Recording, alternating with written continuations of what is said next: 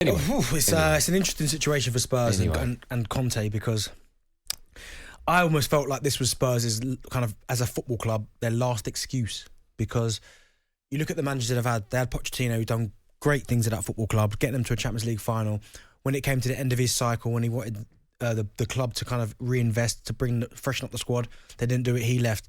They then bring in Mourinho, and you can make the argument that maybe he was on the decline. He's still one of the best we've seen, but maybe at that current moment he was kind of on the way down. Then there was an excuse that Nuno, he wasn't the right fit, and I think I probably agree with that. He wasn't the right fit for Spurs, and then they went out and got a manager in Conte, who is one of the best right now, who is an elite manager. If it doesn't work for him, then they're out of excuses, because what then do they do next? If they can't make it work with that calibre of manager that they've had, certainly Conte right now, then what do they do next? Who do they go for next? And what manager would want to go to that club? I don't think someone like Graham Potter would leave Brighton to go to Spurs, would he? To go into that, if Antonio Conte, who we know is a serial winner, wherever he goes he wins trophies, can't make it work, then why is he going to think he can do any better? Spurs have lost 4 of their last 5. Why isn't it working? What's the reason for it? Because he's only had one transfer window, right? And I know they brought in 2 players and 4 went out, but the 4 that went out are players I would imagine that he's not going to use. The conversations would have been had. Do you want him? Or we can get rid of him. Yeah, get rid. But still, they were too short if you do the math. But he knew surely what he was coming into with that squad. You've got to at least give him a big summer transfer window, haven't you, before he can start stamping his feet? But I thought that's why they got him in. He said no the first time, then they went back to him, got him, and I thought they would have had to go back with a tail between their legs going, whatever you need, we will give you. And yes, the 2 players that they've brought in have made an impact, Bentancur and Kujelewski. I think they're both 2 very, very good players.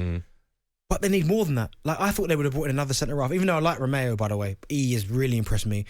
Got bullied for the goal last night. Ben Mee absolutely threw him out the way, bang, header. But I think on the whole, certainly against Manchester City, gave the penalty away, but his performance was good. Okay. But they still need another defender. Okay, but let me ask you this, right? Okay, Rome wasn't built in a day, and it's the January transfer window. Predominantly, you don't get either A lots coming in or B the right players you want in that window, right? Now there'll be Spurs fans phoning up. I'm not even looking at my switch, but I know there'll be Spurs fans phoning up saying it's all to do with Daniel Levy, right? It's only Daniel Levy's fault, etc. I've heard that a million times. They might be right. I'm just saying. But can you blame Daniel Levy for the way Spurs are playing now, on the back of a new manager coming in and only having one transfer window? Because it's not like Daniel Levy was going to go January transfer window. He's 300 million. No, but that's never going to happen. But then, how did they get him in the job? Because surely they wouldn't have been able to get someone of that manager. They wouldn't have had to promise him something. Yeah, you'll get backed. Yeah, but 2 players is not backed. No, but is it not in the January transfer window? Well, not really. They got linked to Adama Traore. They couldn't get that deal done. Yeah, but if Barcelona come in for you, you're going to go there. I get that, but if they get the deal done early enough in the window, or before, listen, we know it goes on, and then when the January window opens, then you just get the deal done. Then you ain't got to worry about Barcelona coming in at the end of the day. Luis Diaz, I get it. I fully get that. Liverpool, Champions League, I fully understand that's why he opted to go there. But surely there must have been other players, other targets they must have been able to get. Who do you blame? Is any of the blame on the manager? A little bit. I think there's been times where the team selection I've questioned a little bit. I mean, like they're playing Emerson Royale, right? Yeah, but who else do you play? Doherty? Do you know what I mean? So it's one of them where I think team selection, I think Conte's to blame a little bit. I blame the performances of the players on the pitch. Some of them just haven't been good enough. But I was I can't remember I was speaking to earlier today, but they made a good point. Like, we're expecting a lot from this Spurs team and some of their players, and they made a good point. Maybe some of the players in this Spurs squad have hit their ceiling. Maybe we're expecting them to go on to the next level, and maybe they're only the likes of Kane, Son. Maybe they're the only ones who can go to another level, whereas the rest of the squad have hit an absolute ceiling. But that team you're talking about, we know what they can do because we saw it against City at the weekend.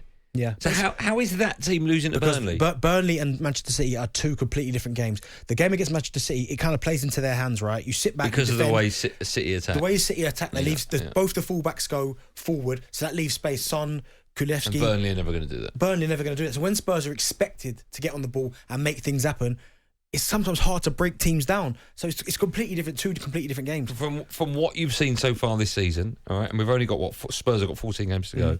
Are Spurs going to get top 4? Well, no, because I'd hope Arsenal get it. Okay, but can you see them getting top 4? But what I'm saying is, you can't rule them out. There's no... I've heard some people... I think you can. They win the game, they go to, 42 points. That puts them equal on with West Ham. I know, but I just can't see it. See, I think Leeds have got next. Yeah, have I made that up? No, you haven't made it up. Okay. They've got Leeds next, and then they go to Everton. You'd expect them to win that game when you're not. Everton, Man United, anything can happen. Brighton away, tough. West Ham, Newcastle. So they've got some tricky games, but I'm not ruling Spurs out. No way. That game against Leeds, by the way, is live on talkSPORT. Let's speak to John. He's a Spurs fan. Hello, John. Good afternoon.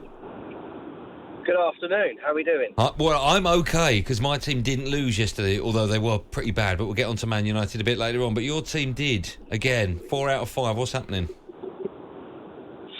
Darren sort of stole my thunder a little bit because he said what I was thinking, which I said to the guy that answered the phone, which is, what has he been promised?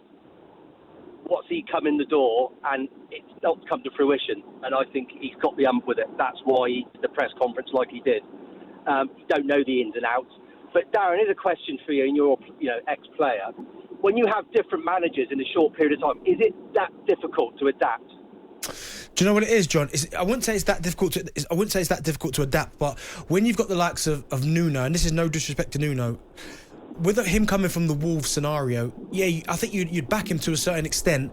So, but when it's not going well, maybe the belief in the manager goes relatively quickly. But when you've got a manager like Antonio Conte who comes in, you automatically straight away, because of what he's won and what he's done in his career, you almost have to get the respect straight away. So you almost then buy into it pretty much immediately. Like I think the running stats went through the roof.